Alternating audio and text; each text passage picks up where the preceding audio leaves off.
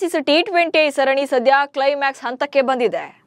4 ಪಂದ್ಯಗಳು ಮುಗಿದಿದ್ದು ಭಾರತ 2-1 ಲೀಡ್ ಪಡ್ಕೊಂಡಿದೆ. ನಾಳೆ ನಡೆಯುವಂತ ಕೊನೆ ಪಂದ್ಯವನ್ನ ಗೆದ್ದು ಸರಣಿ ಕೈವಶ ಮಾಡಿಕೊಳ್ಳುವಂತ ಟಾರ್ಗೆಟ್ ಇಟ್ಕೊಂಡಿದೆ. ಅತ್ತ ಆಸ್ಟ್ರೇಲಿಯಾ ತಂಡ ಕೂಡ ಶತಾಯ ಗತಾಯ ಸರಣಿ ಸಮಬಲಕ್ಕೆ ಸರ್ವ ತಂತ್ರಗಳನ್ನು ಕೂಡ ರೆಡಿ ಮಾಡಿಕೊಂಡಿದೆ. ಈ ಪಂದ್ಯದಲ್ಲಿ ಭಾರತದ ಪ್ಲೇಯಿಂಗ್ 11 ಹೇಗಿರುತ್ತೆ?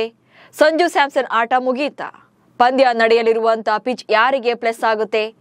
ಸೂರ್ಯಕುಮಾರ್ ಸೇನೆಯ ನೋ ಲಾಸ್ ಜರ್ನಿ ಕಂಟಿನ್ಯೂ ಆಗುತ್ತಾ? ಈ ಬಗ್ಗೆ ಒಂದಷ್ಟು ಡೀಟೇಲ್ಡ್ ಆದಂತ ವಿಚಾರಗಳನ್ನ ಈ ವಿಡಿಯೋದಲ್ಲಿ ಹೇಳ್ತೇನೆ. ನಾನು ಶಾಂತ. ನೀವು ಸುದ್ದಿಯಾನದ ಸಬ್ಸ್ಕ್ರೈಬರ್ ಆಗೋದಿಕ್ಕೆ ಮರಿಬೇಡಿ. ಭಾರತ ಮತ್ತು ಆಸ್ಟ್ರೇಲಿಯಾ ನಡುವಿನ 5ನೇ ಟಿ20 ಪಂದ್ಯ ಶನಿವಾರ ನಡೆಯಲಿದೆ. 5 ಪಂದ್ಯಗಳ ಸರಣಿಯಲ್ಲಿ ಭಾರತ 2-1 ಅಂತರದ ಮುನ್ನಡೆಯನ್ನು ಪಡ್ಕೊಂಡಿದೆ. ಉಭಯ ತಂಡಗಳ ಮೊದಲ ಪಂದ್ಯ ಮಳೆಯಿಂದಾಗಿ ರದ್ದಾಗಿತ್ತು. ಆನಂತರದ ಪಂದ್ಯವನ್ನು ಆಸ್ಟ್ರೇಲಿಯಾ ಗೆದ್ದುಕೊಂಡಿತ್ತು. ಆ ಬಳಿಕ ನಡೆದಿರುವಂತ 2 ಪಂದ್ಯಗಳನ್ನ ಅಂದ್ರೆ 3 ಮತ್ತು 4ನೇ ಪಂದ್ಯವನ್ನ ಭಾರತವೇ ಗೆದ್ದಿದೆ. ಇದೀಗ ಮುಂದಿನ ಪಂದ್ಯವನ್ನು ಕೂಡ ಗೆಲ್ಲೋ ಮೂಲಕ ಭಾರತ ತಂಡ ಏಕದಿನ ಸರಣಿಯ ಸೋಲಿಗೆ ಸೇಡುನ್ನ ತೀರಿಸಿಕೊಳ್ಳುವಂತ ಪ್ಲಾನ್ ನಲ್ಲಿದೆ. ಇನ್ನು ನಾಳಿನ ಪಂದ್ಯ ಭಾರತಕ್ಕೆ ಮಸ್ಟ್ ವಿನ್ ಮ್ಯಾಚ್ ಆಗಿದ್ರೆ ಆಸ್ಟ್ರೇಲಿಯಾ ಪಾಲಿಗೆ ಡೂ ಆರ್ ಡೈ ಸಿಚುಯೇಷನ್ ಇದೆ.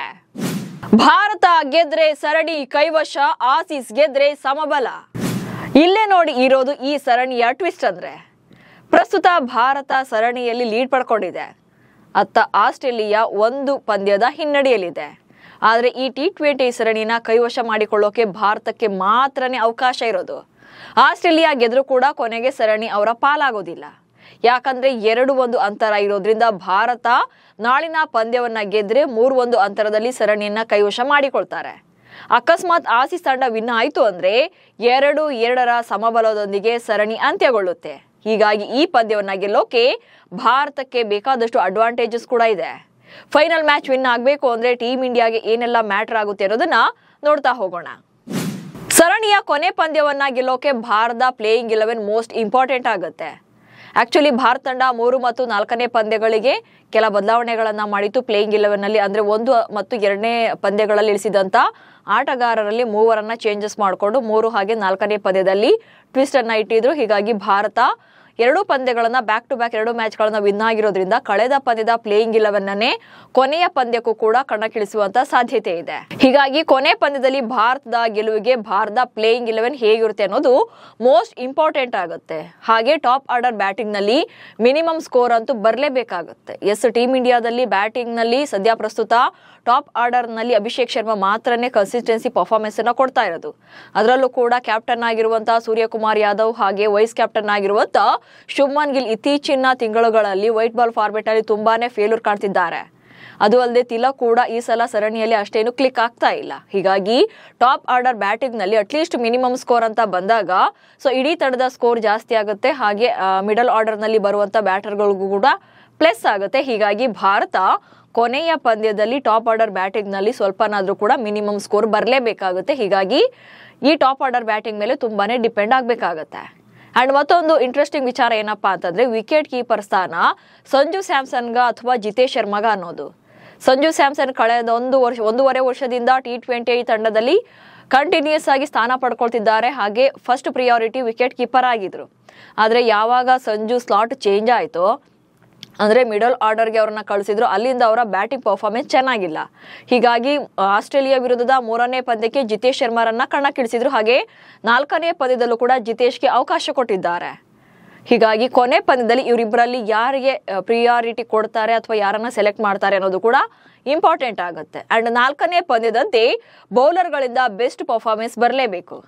ಆಕ್ಚುಲಿ ನಾವು ನೋಡಿರೋ ಹಾಗೆ ಗುರುವಾರ ನಡೆದಂತ 4ನೇ ಪಂದ್ಯದಲ್ಲಿ ಭಾರತ ಪಂದ್ಯವನ್ನ ಗೆಲ್ತು ಅಂದ್ರೆ ಅದಕ್ಕೆ ಖಂಡಿತವಾಗೂ ಕೂಡ ಬೌಲರ್ಗಳಿಗೆ ಶಹಬಾಸ್ ಹೇಳಲೇಬೇಕು. ಯಾಕಂದ್ರೆ ಭಾರತದ ಪರ ಬೌಲರ್ಗಳು ಆ ಮಟ್ಟಿಗಿನ ಪ್ರದರ್ಶನ ನೀಡಿದ್ರು. ಅಕ್ಷರ್ ಪಟೇಲ್, ವಾಷಿಂಗ್ಟನ್ ಸುಂದರ್ ಅಂತೂ ಬೆಸ್ಟ್ ಪರ್ಫಾರ್ಮೆನ್ಸ್ ಕೊಟ್ಟಿದ್ರು. ಅದು ಅಲ್ಲದೆ ಆಸ್ಟ್ರೇಲಿಯಾದಂತ ಬಲಿಷ್ಠ ಆಟಗಾರನ ಕಟ್ಟಿ ಹಾಕೋದು ಕೂಡ ಅಷ್ಟು ಈಸಿ ಇಲ್ಲ. ಬಟ್ ಈ ಕೆಲಸವನ್ನ ಭಾರತ ತಂಡದ ಬೌಲರ್ಗಳು ಪರ್ಫೆಕ್ಟ್ ಆಗಿ ಮಾಡಿದ್ರು. ಸೊ ಬಿಗ್ ಅಂತರದ ರನ್ಗಳಿಂದ ಗೆಲ್ಲೋಕು ಕೂಡ ಈಸಿ ಆಯ್ತು. ಹೀಗಾಗಿ 4ನೇ ಪಂದ್ಯದಂತೆಯೇ 5ನೇ ಪಂದ್ಯದಲ್ಲೂ ಕೂಡ ಭಾರತದ ಬೌಲರ್ಗಳಿಂದ ಇನ್ನಷ್ಟು ಬೆಸ್ಟ್ ಪರ್ಫಾರ್ಮೆನ್ಸ್ ಬರಲೇಬೇಕಿದೆ. ಅಂಡ್ ಆಲ್ ರೌಂಡ್ ಪ್ರದರ್ಶನ, ಫೀಲ್ಡಿಂಗ್ ಪ್ರಾಮುಖ್ಯತೆ ಆಕ್ಚುಲಿ ಇದೇ ಮೇನ್ ಇಂಪಾರ್ಟೆಂಟ್ ಆಗಿರೋದು. ಅಂದ್ರೆ ಮೈದಾನದಲ್ಲಿ ಭಾರತದಿಂದ ಬ್ಯಾಟಿಂಗ್, ಬೌಲಿಂಗ್ ಹಾಗೆ ಫೀಲ್ಡಿಂಗ್ ನಲ್ಲೂ ಕೂಡ 3 ವಿಭಾಗಗಳಲ್ಲೂ ಕೂಡ ಬೆಸ್ಟ್ ಪರ್ಫಾರ್ಮೆನ್ಸ್ ಬರಲೇಬೇಕಾಗುತ್ತೆ. ಹೀಗೆ ಇಡೀ ತಂಡ ಒಗ್ಗಟ್ಟಿನಿಂದ ಪರ್ಫಾರ್ಮ್ ಮಾಡಿದ್ರೆ ಮಾತ್ರನೇ ರಿಸಲ್ಟ್ ಕೂಡ ನಾವು ಅಂದ್ಕೊಂಡಂಗೆ ಬರೋದು. ಹೀಗಾಗಿ ನಾಳಿನ ಮ್ಯಾಚ್ ಅಲ್ಲಿ ಎಲ್ಲರಿಂದಲೂ ಕೂಡ ಬೆಸ್ಟ್ ಪರ್ಫಾರ್ಮೆನ್ಸ್ ಬರಲೇಬೇಕು. 2024ರ T20 ವಿಶ್ವಕಪ್ ಬಳಿಕ ಭಾರತ T20 ಸರಣಿಯನ್ನ ಸೋತೇ ಇಲ್ಲ ಎನ್ನುವಂತ ದಾಖಲೆ ಕೂಡ ಹಾಗೆ ಕಂಟಿನ್ಯೂ ಆಗುತ್ತೆ. ಬ್ರಿಸ್ಬೇನ್ ಪಿಚ್ ನಲ್ಲಿ ಆಸ್ಟ್ರೇಲಿಯಾ ಪಾರುಪತ್ಯ. ಇನ್ನು 5ನೇ ಪಂದ್ಯ ನಡೆಯಲಿರುವಂತಹ ಬ್ರಿಸ್ಬೇನ್ನ ಗಬ್ಬಾದಲ್ಲಿ ಆಸ್ಟ್ರೇಲಿಯಾದ ರೆಕಾರ್ಡ್ಸ್ ತುಂಬಾನೇ ಚೆನ್ನಾಗಿದೆ. ಈ ಮೈದಾನದಲ್ಲಿ ಭಾರತ ಒಂದೇ ಒಂದು T20 ಪಂದ್ಯವನ್ನು ಮಾತ್ರ ಆಡಿದೆ, ಹಾಗೆ ಅದರಲ್ಲಿ ಸೋಲನ್ನ ಕಂಡಿದೆ. 2018ರಲ್ಲಿ ವಿರಾಟ್ ಕೊಹ್ಲಿ ಅವರ ನಾಯಕತ್ವದಲ್ಲಿ ಬ್ರಿಸ್ಬೇನ್ನ ಗಬ್ಬಾದಲ್ಲಿ ಮೆನ್ ಇನ್ ಬ್ಲೂ ತಂಡ 4 ರನ್ಗಳ ಸೋಲನ್ನ ಕಂಡಿತ್ತು. ಆದ್ರೆ ಆಸ್ಟ್ರೇಲಿಯಾ ತಂಡ ಈ ಗ್ರೌಂಡ್ ನಲ್ಲಿ ಕಂಪ್ಲೀಟ್ ಆಗಿ ಡಾಮಿನೇಟ್ ಮಾಡಿದೆ. ಇಲ್ಲಿ ಆಡಿರುವಂತ 8 T20 ಪಂದ್ಯಗಳಲ್ಲಿ 7ರಲ್ಲಿ ಗೆಲುವನ್ನ ದಾಖಲಿಸಿದೆ. ಈ ಮೈದಾನದ ಇನ್ನೊಂದು ಸ್ಪೆಷಾಲಿಟಿ ಏನಪ್ಪಾ ಅಂದ್ರೆ ಇಲ್ಲಿ ಮೊದಲು ಬ್ಯಾಟಿಂಗ್ ಮಾಡಿದಂತ ತಂಡಗಳೇ ಹೆಚ್ಚು ಗೆಲುವುಗಳನ್ನ ಕಂಡಿವೆ. 73% ಗೆಲುವಿನ ದಾಖಲೆ ಇದೆ. ಹೀಗಾಗಿ ಟಾಸ್ ಗೆದ್ದಂತ ತಂಡ ಬಹುಶಃ ಬ್ಯಾಟಿಂಗ್ ಅನ್ನ ಆಯ್ಕೆ ಮಾಡಿಕೊಳ್ಳುವಂತ ಸಾಧ್ಯತೆ ಜಾಸ್ತಿ ಇರುತ್ತೆ. ಇನ್ನು ಇಲ್ಲಿಯವರೆಗೆ ಇಂಡೋ ಆಸೀಸ್ ನಡುವೆ ಒಟ್ಟಾರೆಯಾಗಿ 34 T20 ಪಂದ್ಯಗಳು ನಡೆದಿವೆ. ಇದರಲ್ಲಿ ಭಾರತ 20 ಪಂದ್ಯಗಳನ್ನ ಗೆದ್ದುಕೊಂಡ್ರೆ ಆಸ್ಟ್ರೇಲಿಯಾ 12 ಸಲ ಗೆಲುವನ್ನ ಸಾಧಿಸಿದೆ. 2 ಪಂದ್ಯಗಳಲ್ಲಿ ರಿಸಲ್ಟ್ ಬಂದಿಲ್ಲ. ಅಂತೂ T20 ಸೀರೀಸ್ ಕೂಡ ಇನ್ನೇನು ಎಂಡಿಂಗ್ ಸ್ಟೇಜ್ ನಲ್ಲಿದೆ. ಶನಿವಾರದ ಪಂದ್ಯದ ಮೂಲಕ ಇಂಡೋ ಆಸೀಸ್ ವೈಟ್ ಬಾಲ್ ಸೀರೀಸ್ಗೆ ತೆರೆ ಬೀಳುತ್ತೆ. ಏಕದಿನ ಸರಣಿ ಸೋತ್ರೂ ಕೂಡ T20 ಸರಣಿಯಲ್ಲಿ ಸೋಲದೆ ಇರೋದೇ ಅಭಿಮಾನಿಗಳಿಗೆ ಸ್ವಲ್ಪ ಸಮಾಧಾನ.